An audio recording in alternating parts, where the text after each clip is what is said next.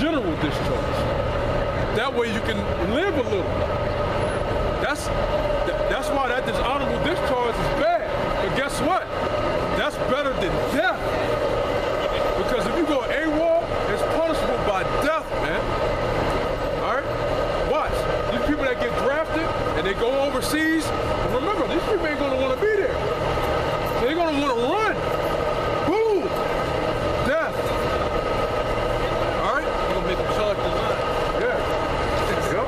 Hey, you know, the Nazis, the Russians, if you would get that, you know, they blow the whistle, and you got to go over that trench.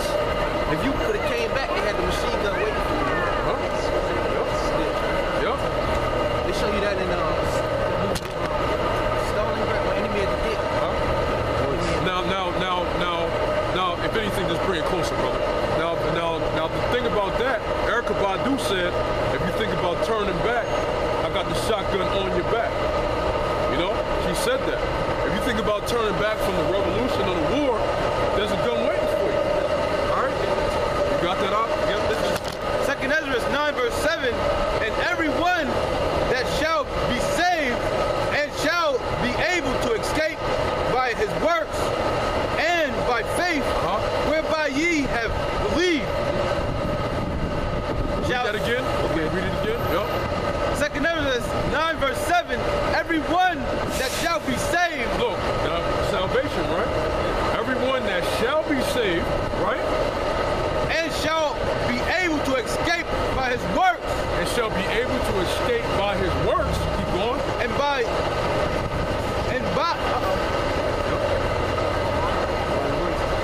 by faith whereby ye have believed, shall be preserved from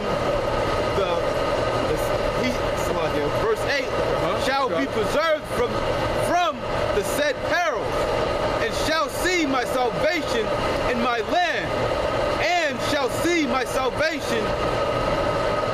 I read that twice. And shall see my salvation in the land and within my borders, for I have sanctified them for me from the beginning.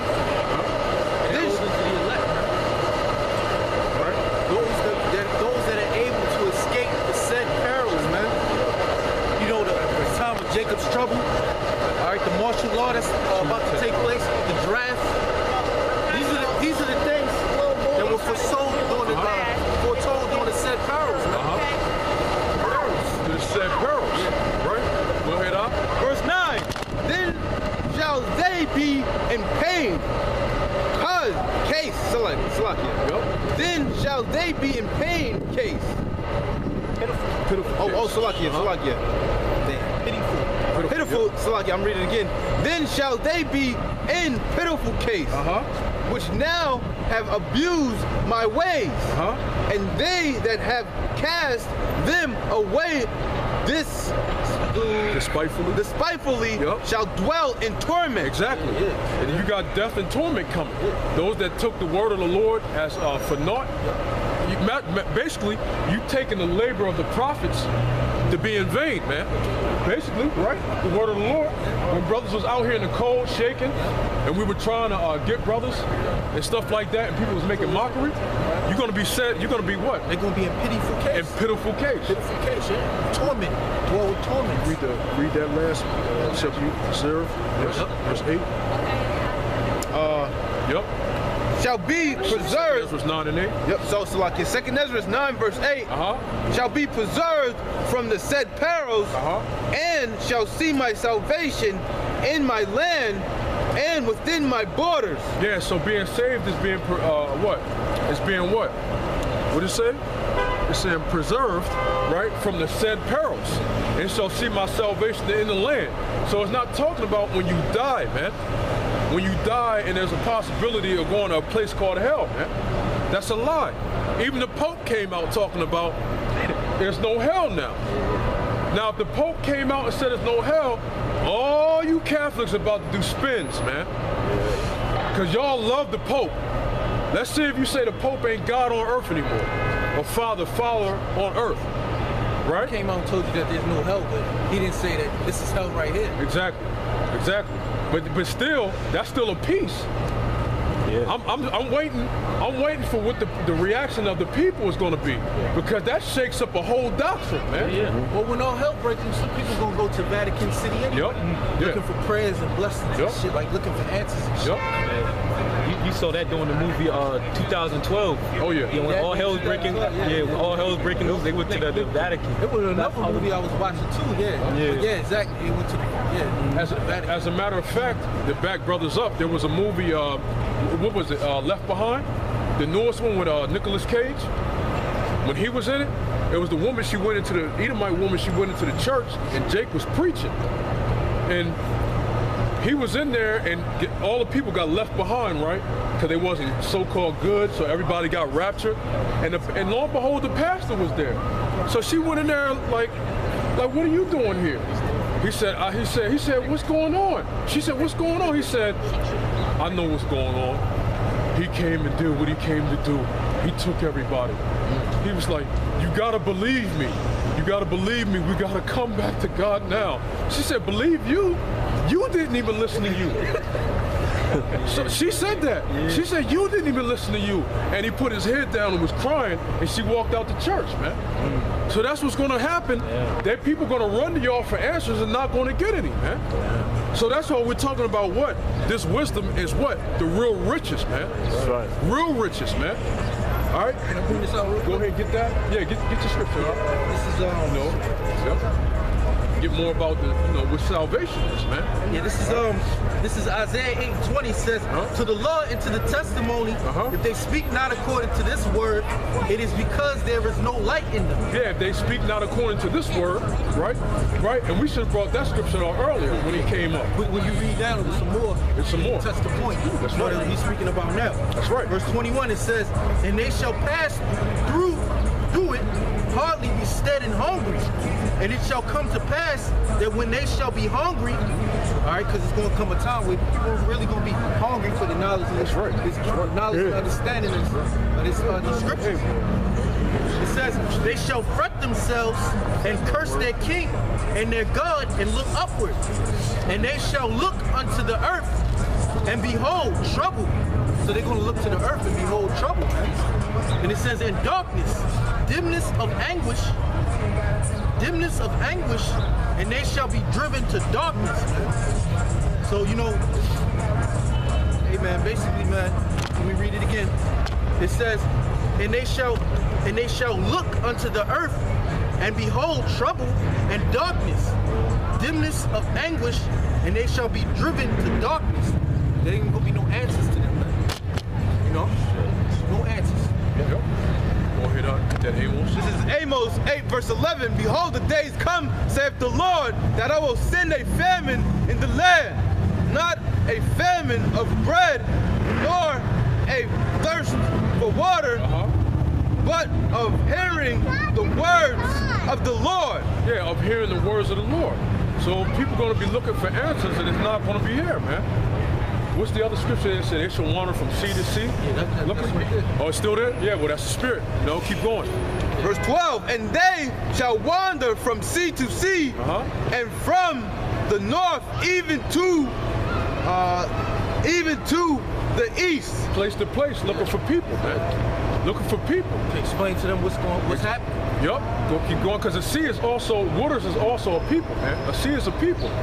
Right? So they're going to be wandering from the people to people, right? Because they're not just going to go to a land and look for answers.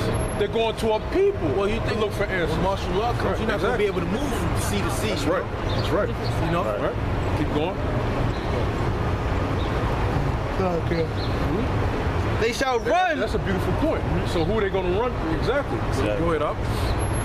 They shall run to and fro to seek the word of the Lord, and shall not find it. They shall not find it. The whole time when the word of the Lord was there, right? That's why the brothers brought out earlier, seek ye the Lord while he may be found.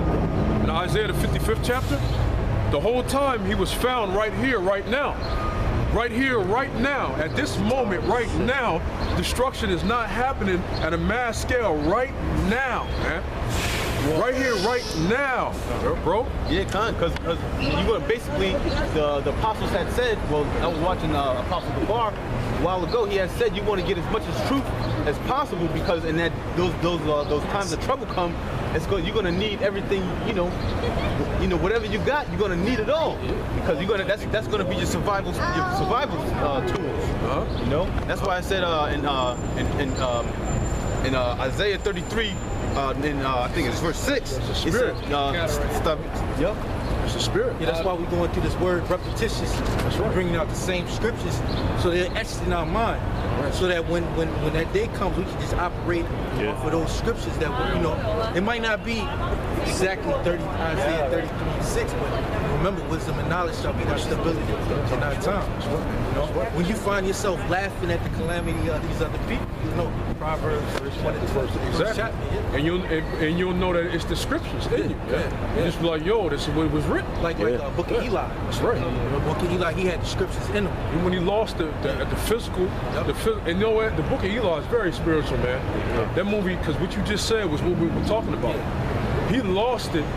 They couldn't understand it, so it was a famine of the word. Because they were like, they had it.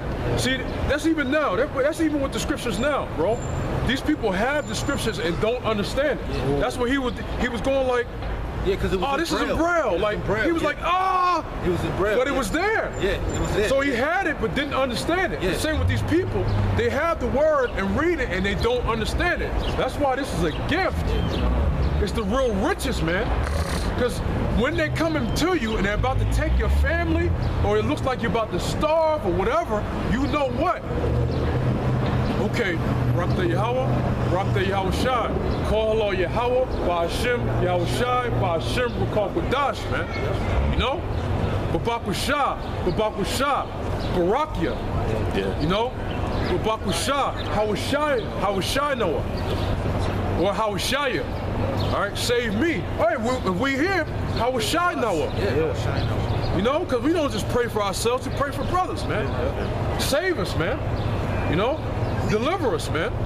All right? And it's just that simple. There's another scripture that says, has any man ever called on the Lord?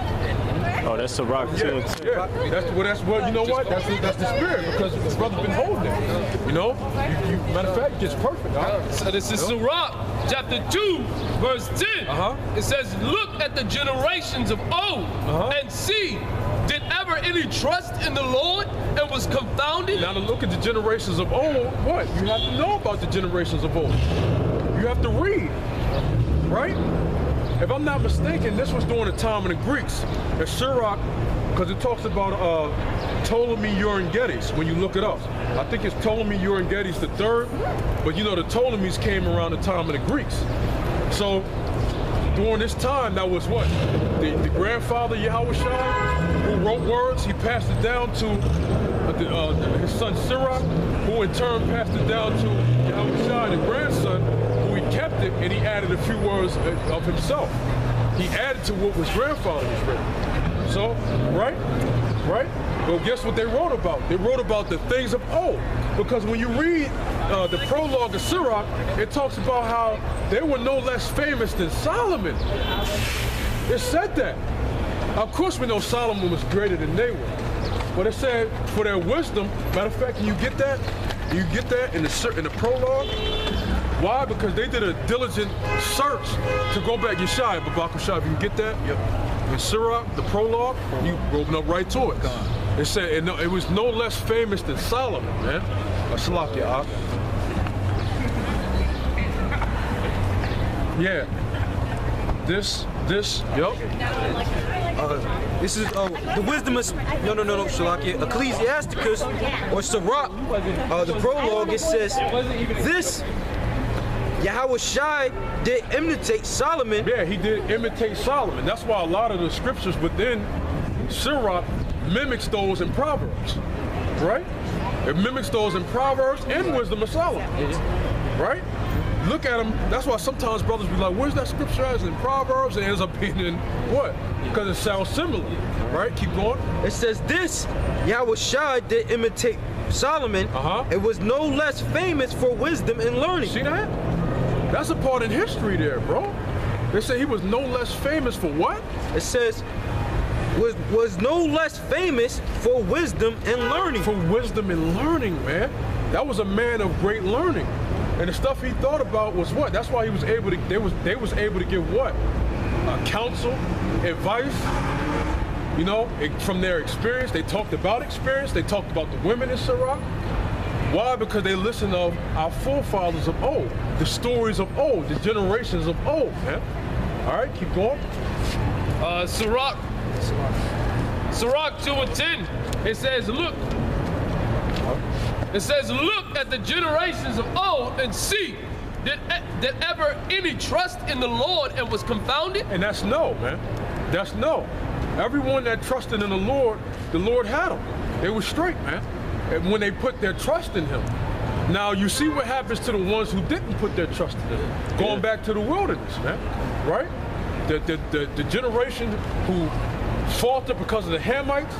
Oh, man, these Hamites are better than us, man. They're greater. We gonna die. What did the Lord do after that? He killed that generation, man, because they didn't put trust in him. They walked 40 years in the wilderness. And they died off. Yeah. He tortured them, really. Yeah. You walk around for 40 years and then die off? So the same thing with this time. Oh, man, I don't know if I'll be able to eat, man, if I don't take that chip. Yo, man, I don't know. I gotta, you know, I'm gonna take it then, you know. No, it's not looking so good with the rations because you see the harvest box. You see Trump's harvest box, man. What's the shit, man? Box that he said, the nigga woman opened it up, man. Red shit, You said she what? She what? Yeah, she opened up the packages and was just on basically reviewing over what she got. And the food that you could see, it was trifling, man. It was disgusting. And she, you know, the nigga was like, I don't want this. You know? That's the spirit. So the food that you get's gonna be terrible, man. Yeah, that's right. Yeah. I mean, to tell you the truth, you would rather, I'm gonna tell brothers, you know, through experience, you would rather eat an MRE, man. And that food is trash, man. But you would rather eat an MRE than probably what this brother's is talking about. You know? Go ahead. You gotta remember, all the resources is going to the war effort, man. So you don't know what the hell you're gonna be eating, man. And we're in the season of lab-grown meat and shit burgers. They gluing meat together, feeding people feces and shit. I mean, the MRE is terrible because all the chemicals it takes to keep the food fresh and preserved, being sealed in that bag for many, many years. And now they talked about, I think last year they talked about how they were going to make a MRE able to have a cheese pizza inside of it. And they were trying to modify the cheese so that the cheese can last in the pack. Now, you know, cheese go bad and whatever. It's not supposed to last years, but they're trying to tweak it so they said the soldiers can have a fun meal to eat. So they open it up and they eating a cheese pizza. So you know that's poison, man. And on the flip side, that just show you what the human anatomy is like. What we're able to withstand, man, is ridiculous, man. Because what this devil is putting out here is crazy. Yeah, the foods that people ate 1,000 years ago, 100 years ago, 200 years ago, they wouldn't even be able to eat this food. Remember we talked about that. Yeah. Remember we used to joke, if they eat this food now, they would drop dead. They drop dead right there. If they ate like a cheese, matter of fact, if they ate a veggie burger from Whole Foods, they would drop dead. And that's a veggie burger from Whole Foods. They would like, what, you know, because even that, you'd be like, damn, that was poison? That's from Whole Foods. I roll right back in their head. Bro, that's the poison we eat. I've actually had a recent conversation with my grandmother. She in like her mid-70s, and she can tell you. She's like, listen, this food don't taste the same. She says it's completely, and that was, 50, 60 years back. You know what I'm saying? They showed you that on Good Burger. Yeah, good. Good Burger, they show you before it happens, you know? Good Burger, man, because they was putting on the bigger than big burger. Yeah, they was injecting it. Good Burger with Kid in the Carol. Yeah. Wait a minute, who showing their age? Who showing their age now? No, go ahead. That's funny, man. Who's showing their age now? This is Sirach, chapter 2 and 10. Because actually, the brothers from London, when they came over here, I think it was the first time, one of the brothers had ate the food over there, and they got sick. They got sick. So the brothers brothers had told me the story when we was at Yeah, when they came, when the brothers shalom to the Akim, when they came down to here and broke bread with brothers, I had the pleasure of having them at my spot, and we was talking. They said, man, that